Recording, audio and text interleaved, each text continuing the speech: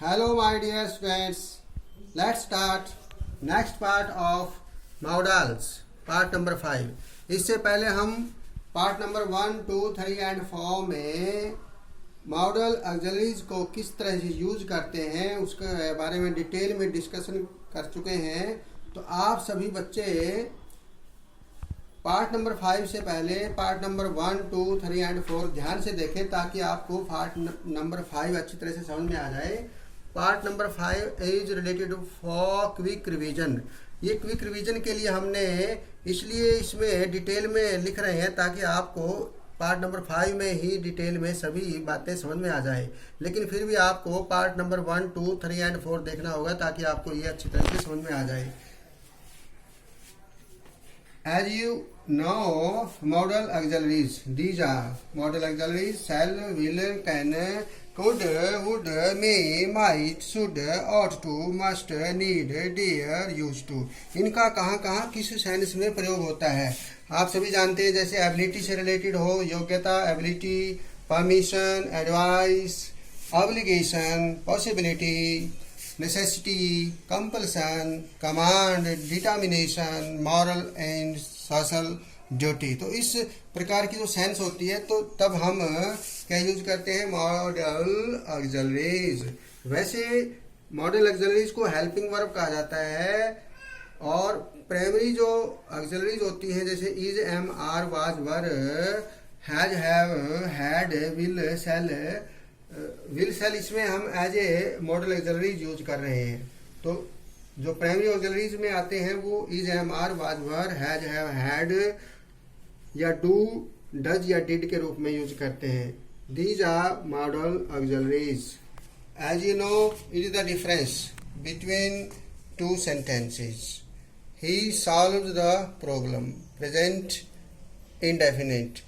ये present indefinite से related है। जब टेंस से रिलेटेड हम सेंटेंस लिखते हैं उसमें और मॉडल ऑक्सिलरीज का यूज करने के बाद सेंस में परिवर्तन हो जाता है। जैसे इसमें देखिए सिंपल प्रेजेंट में फर्स्ट फॉर्म लगाई है हमने, ही सॉल्व द प्रॉब्लम, वह समस्या का हल करता है। He can solve the problem, वह समस्या का हल कर सकता है। तो इसमें एबिलिटी से रिलेटेड जब बात आती है तो हम यहाँ पर मॉडल ऑक्सिलरी यूज करते हैं जिसको हम कैन कहते हैं एबिलिटी के लिए। दे रिस्पेक्ट द एल्डर्स, वे बड़ों का सम्मान करते हैं, सिंपल प्रेजेंट है। They should respect the Elder, अब यहाँ शुड लगाया हमने क्योंकि यदि आप शिष्टाचार के किसी को एडवाइस की बात करेंगे कि आपको बड़ों का सम्मान करना चाहिए, चाहिए के अर्थ में, तो हम शुड लगाएंगे। और यदि हम सिंपल स्टेटमेंट के रूप में एक एक्शन क्रिया के रूप में यूज करते हैं तो रिस्पेक्ट लगाते हैं, वे बड़ों का सम्मान करते हैं, ते हैं। और इसमें है शुड लगने के बाद उन्हें बड़ों का सम्मान करना चाहिए। तो इस प्रकार सेंस में डिफरेंस आ जाएगा। It is raining, it is action verb, it is raining, वर्षा हो रही है।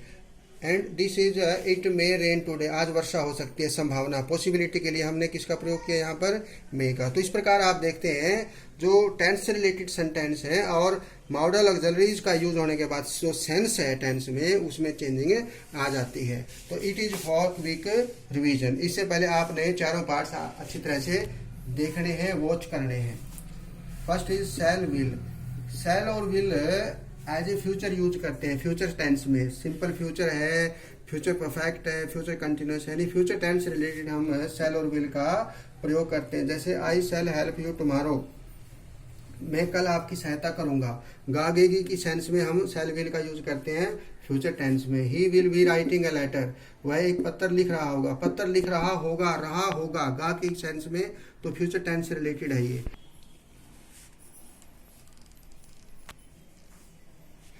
और इस प्रकार हम इस सेंस में भी शैल और विल का यूज करते हैं। You shall do as what I say, जैसे मैं कहता हूं वैसा करो, अर्थात इसमें कमांड के लिए भी हम शैल विल का प्रयोग करते हैं।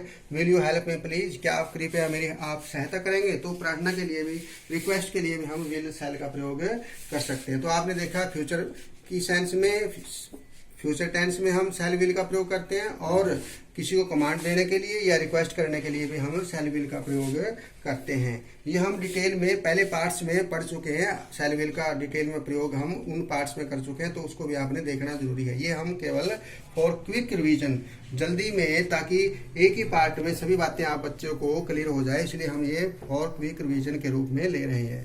Next, can it is used ability, ability या पावर दिखाने के लिए, एबिलिटी के लिए कैन और कुड का प्रयोग हम करते हैं। कैन प्रेजेंट में, वर्तमान में जो एबिलिटी, और पास्ट की जो एबिलिटी है उसके लिए हम कुड का यूज करते हैं। जैसे I can lift this box, मैं इस बॉक्स को उठा सकता हूँ, ये प्रेजेंट की बात है। और यदि हम कुड में लिखेंगे तो इस सेंस के साथ और मतलब एडिशन करेंगे हम पास्ट में दर्शाने के लिए। आई कैन रीड इंग्लिश, मैं इंग्लिश पढ़ सकता हूँ, ये मेरी एबिलिटी है इंग्लिश पढ़ने की, तो इसलिए मैं एबिलिटी के लिए किसका यूज करता हूँ, can. Can I use your pen, क्या मैं आपका पेन यूज कर सकता हूँ, तो ये हम रिक्वेस्ट के लिए भी कैन का प्रयोग यहाँ पर कर सकते हैं।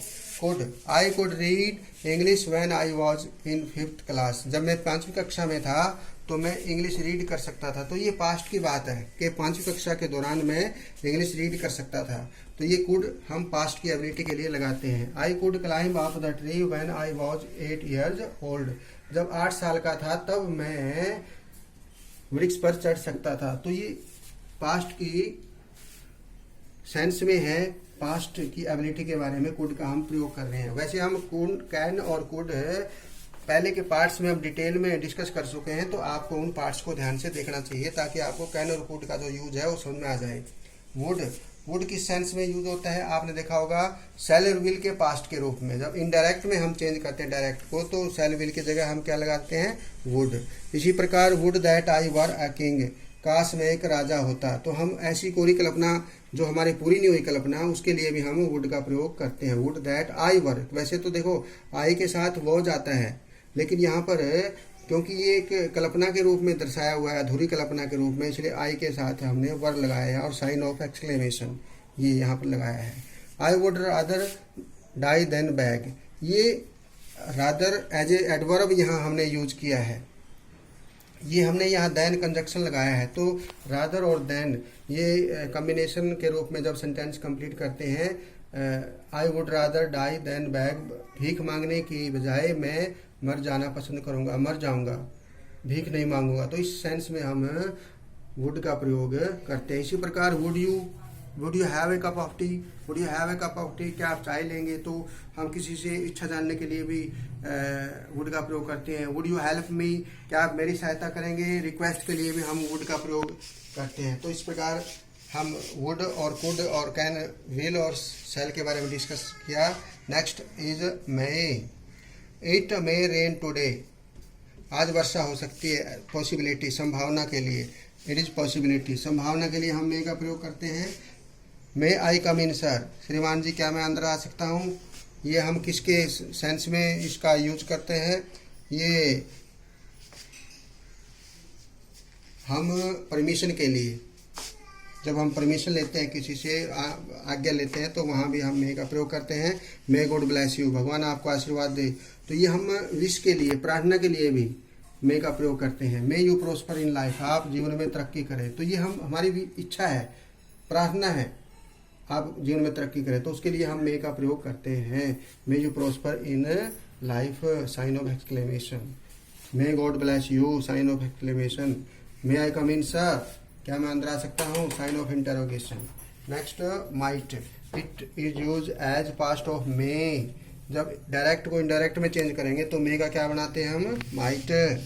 Next he might come if he gets time, possibility, possibility less possibility, में ज़्यादा पॉसिबिलिटी है तो मे का हम यूज करते हैं, और यदि पॉसिबिलिटी लेस है यानी कम है तो हम उसमें यूज किसका करते हैं, माइट का।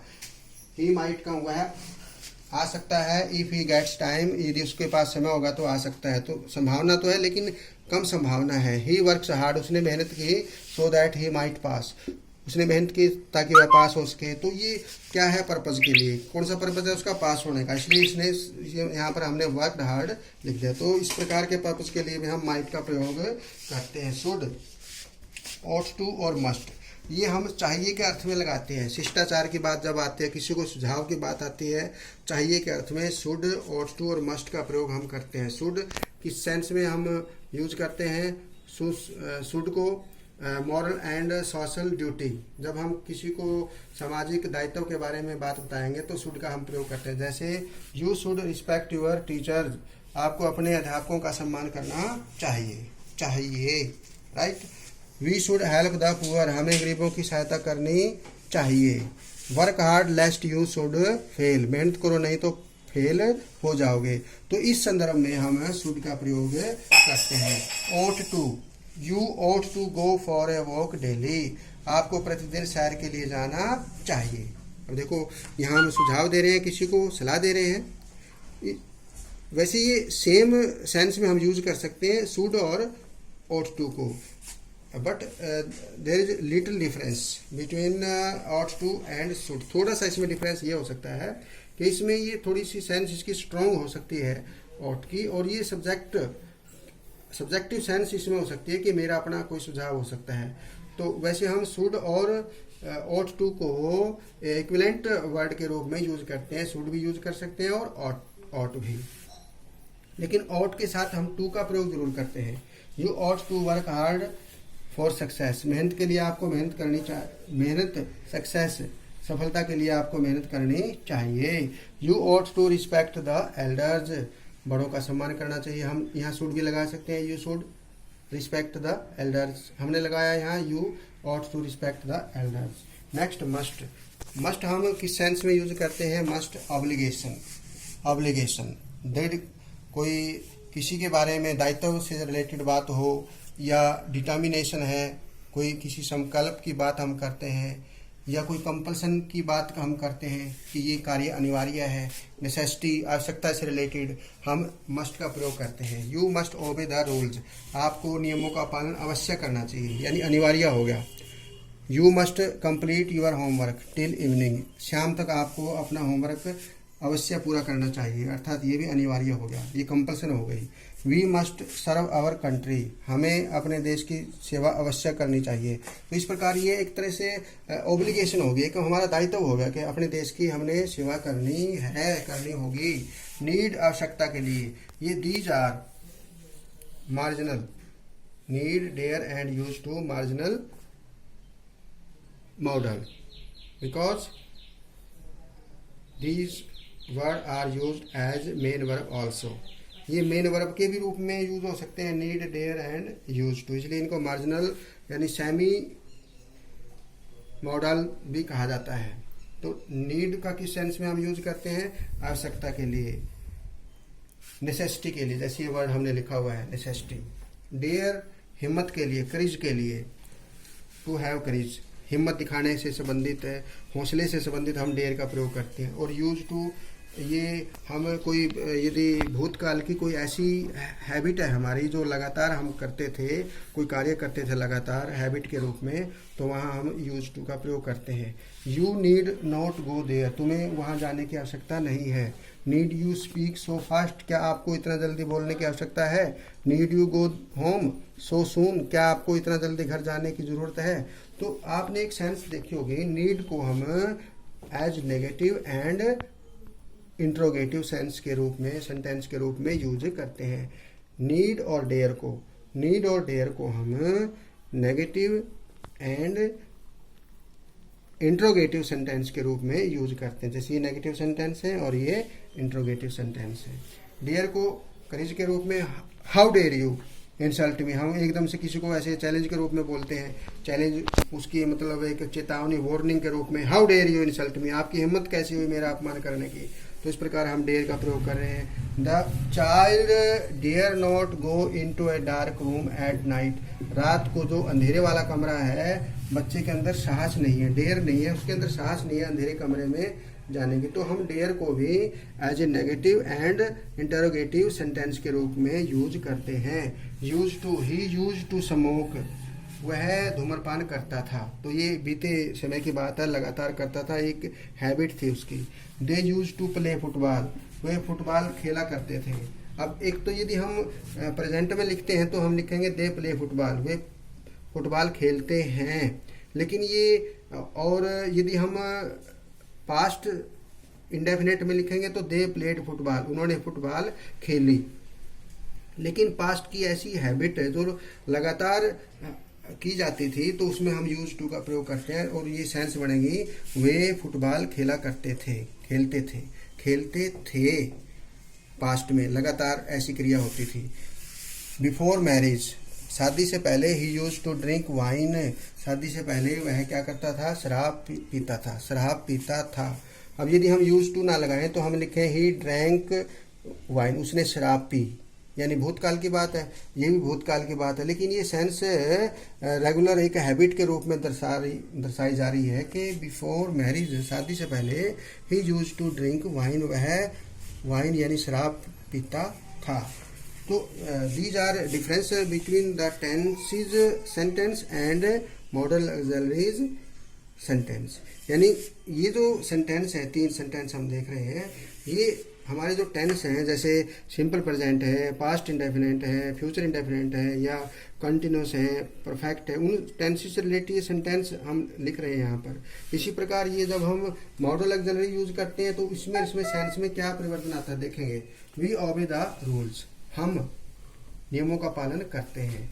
ये एक सामान्य सी बात है, हम नियमों का पालन करते हैं। यही बात जब हम किसी को एज ए एडवाइस या ऑब्लिगेशन के रूप में, कंपल्सन के रूप में उसको अनिवार्यता बताते हुए कहेंगे तो हम फिर क्या लिखेंगे, यहाँ पर मस्ट का प्रयोग करेंगे ओबे के साथ। We must obey the rules, हमें नियमों का पालन अवश्य करना चाहिए। तो चाहिए के अर्थ में क्या आ गया, मस्ट आ गया। ठीक है, next, she is helping the poor, वह गरीबों की सहायता कर रही है। अब ये प्रेजेंट कंटिन्यूस है क्योंकि इसमें हेल्पिंग वर्ब इज आ गई। ठीक है ना, ये प्रेजेंट कंटिन्यूस है। अब इसी सेंटेंस को हम दूसरे सेंस में लिखते हैं, she should help the poor, उसको गरीबों की सहायता करनी चाहिए। चाहिए के अर्थ में हमने उसको हम सलाह दे रहे हैं, एक उपदेश दे रहे हैं, तो उसके लिए हम क्या यूज कर रहे हैं यहाँ पर, should. He goes for a walk daily, वह प्रतिदिन वॉक के लिए, सैर के लिए जाता है। ये उसकी सामान्य आदत है। लेकिन उस आदत के लिए जब हम उसको सुझाव देंगे तो हम क्या लगाएंगे, ought to। He ought to go for a walk daily, उसको प्रतिदिन सैर के लिए जाना चाहिए। तो चाहिए के सेंस में हमने क्या लगाया है, ought to। इसी प्रकार ये कुछ एग्जाम्पल है, ही सॉल्व द प्रॉब्लम, वह समस्या का हल करता है, सिंपल प्रेजेंट। और जब उसकी एबिलिटी के बारे में हम बताएंगे फिर यहाँ पर हम कैन लगाएंगे इसमें, सॉल्व से पहले। He can solve the problem, वह समस्या हल कर सकता है, सकना। दे रिस्पेक्ट द एल्डर्स, वे बड़ों का सम्मान करते हैं। ये एक सिंपल सेंटेंस है और इसमें हम सिंपल स्टेटमेंट में कहते हैं कि वे बड़ों का सम्मान करते हैं, सिंपल प्रेजेंट के अनुसार। अब इसको हम जब उपदेश देंगे रिस्पेक्ट की, यानी इसमें हम सोशल ड्यूटी की बात जब हम कहेंगे तो शुड लगाएंगे, they should respect the elders, उनको बड़ों का सम्मान करना चाहिए। अब यहाँ चाहिए लगाएंगे। इट इज रेनिंग, वर्षा हो रही है, ये सिंपल स्टेटमेंट होगी, वर्षा हो रही है, ये एक्शन वर्ब है यहाँ पर। इट में रेन टुडे, आज वर्षा हो सकती है, इस संभावना, पॉसिबिलिटी के लिए फिर हमने क्या लगाएंगे, में। तो इस प्रकार आप सभी बच्चे देखेंगे कि मॉडल ऑक्सिलरीज का यूज कितना इंपॉर्टेंट है। सेंस को मॉडल ऑक्सिलरी के द्वारा ही कंप्लीट पूरा किया जा सकता है। विभिन्न प्रकार की भावना किसी सेंस के अनुसार जब हम उसको यूज करते हैं, बोलते हैं, तो उसमें हम मॉडल ऑक्सिलरीज लगाते हैं। वैसे तो primary auxiliaries is, am, are, was, were का हम प्रयोग करते हैं जगह जगह पर, has, have, had, do, does, did. लेकिन एड मॉडल ऑक्सिलरीज हम यूज करते हैं shall, will, can, could, may, might, must, would, dare, need, use to. तो इस प्रकार आप सब बच्चों ने देखा कि मॉडल ऑक्सिलरीज किस सेंस में कहाँ किस प्रकार प्रयोग होती है। आप सब बच्चों ने पार्ट 1 से लेकर के पार्ट 5 तक डिटेल में डिस्कस करनी है आपस में सभी बच्चों ने, और इस वीडियो को बड़े ध्यान से वॉच करना है, देखना है, समझना है, और जो बातें आपने समझी हैं अपनी नोटबुक पर नोट कर लेंगे। ओके, धन्यवाद, थैंक यू, बाय बाय।